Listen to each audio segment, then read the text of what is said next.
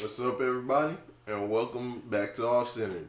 Today, we're going to be talking about why do people like to saddle themselves with difficult people as significant others. You know, why do we choose difficult partners? And I'm going to ask you guys, why do you feel? Because I feel like that's. I'm not trying to brag, but I feel like that's not something we tend to do. So why do you think other people do this? It's easy. Why do people want to climb Mount Everest? Shoot, I just got what you said, bro. Funny, bro. Oh, man, that was funny. But the problem is, I think also is, for example, we tend to our decisions are the reflection of our pain. I don't know if that makes sense. Yeah. So meaning that if as kids, if we went through something traumatic, or we see our parents kind of projecting a form of relationship, that's if we didn't get any form of healing subconsciously, those things are gonna project themselves, and the decisions that we make and the present time or in the future, whatever it is. So that's the reason it's important that when we make this decision, we have to go back to ourselves and evaluate, why did I make the decision? Is this stemming from maybe a past issue that I haven't resolved with myself, or something that, you know what I'm saying, something that's still, keep recycling in my my conscious. So I think that has to do a lot with it. First of all, give this man a psychology. Yo, Dr. Phil. I'm just playing. Do you have anything to say? Go ahead, bro. You do? You want me to go first? Yeah, I do want you to go first. All right. I do believe that, first of all, women like to... I mean, not all women, obviously. The women that want to pick someone that's difficult is that they... I don't know. They just want to make their life more interesting. You know, they love. Cause I remember I was talking to this girl, and she's like, me and my boyfriend haven't argued for a good month. I'm like, wow, congratulations, that's awesome. I'm happy you guys building on something. You know. She's like, no, this is horrible. I'm like, why? She's like, well, because there's nothing. We can't talk about anything else no more. We can't get into a debate or get into this huge discussion or about something. I'm like, well. I mean, you guys can still talk, you guys can still discuss things, but that's great that you guys not, arguing about little things no more, But she's like, well, that's bad. I wanted to go back to where it was. I'm like, first of all, you asked me, you told me, first of all, back in the day, you told me that you were mad and upset about them, about us arguing. Now you come to me like, I'm happy that we used to argue. I mean, it doesn't make no sense. But I'm just saying, women are difficult. They would just want to... They just want to pick someone that they can they want to spark something in their life, in their relationship, or, I don't know. That's. Yeah. I think that's the same reason why people like fixer uppers. You know what I'm saying? You want to. It's almost like it's like you see something that is, you see something that is visually ugly, and you want to turn it to something that is visually beautiful, and you want to. It's almost like a challenge. It's almost like, oh man, this is a challenge. Like, you know what I'm saying? It's almost like a challenge. It makes you feel like, okay, if I succeed, then it gives me like this weird satisfaction in the sense of like, wow, I did this, I conquered this. You know what I'm saying? I you know what I'm saying? And if for me, it's a dangerous game. It's playing Russian roulette with your relationship and with your life. For me, it has no benefit. Usually, people that are difficult, people that are not good for you, are usually, they shouldn't be in a relationship to begin with. They should be, for them, it's almost like you have to have this intervention with yourself. They should be having interventions with themselves. And like, they should be understanding like who they are. They shouldn't be in these situations. And it's not your job. And I remember, I forget who sang this song. I think it was Keisha Cole. She said, it's not your job to raise a man. If his mom didn't do it, it's not your job. And for me, that resonates with me. Shoot, man. I feel like this is a weird question to me. Because I feel like our mentality as human beings is a little bit weird, you know, because in a lot of ways, when we do things that we shouldn't be doing,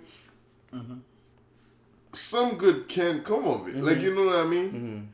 But then there's some things that you look and you like, you can't think of it as anything but, like, I'm sorry to say, I'm just gonna come out and say it. Like, you can't think of it as it being anything but stupid.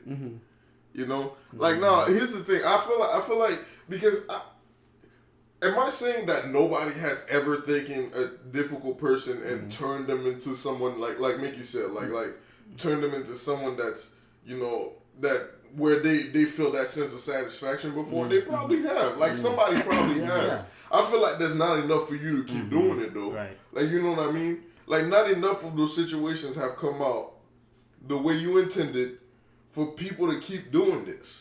Like, that's just why I feel. It's strange because here's the thing. I feel like most of those people, like most of those difficult people, right? A lot of times there's red flags that go off in your head the very first second you meet them. Like, you know what I mean? And you know it. And you do this to yourself on purpose. Like, you know what I mean? It's like, it's basically like someone telling you, hey, there's a fire right there. And you like, you smell the fire, you know, you feel, it's hard to breathe because there's smoke everywhere, but you're like, nah, I don't see the fire. I'm going to walk through it anyway. Bitch, you going to come out on the other side burnt. Yeah. You know? Do you think that most women usually date? I mean, it's women and men too. Yeah, women and men. Okay. Do you really think that most men or women, they usually date those type of people because they feel like they already show me that they bad, and I could deal with that? Because sometimes women, like, when they see good guys, they're like, he's too good to be true. He's hiding something, you know. So you're saying that when they're bad, that's them acting genuine. Yeah. When they're good, that's them acting. What's good about being genuinely bad? Like, that makes no sense to me.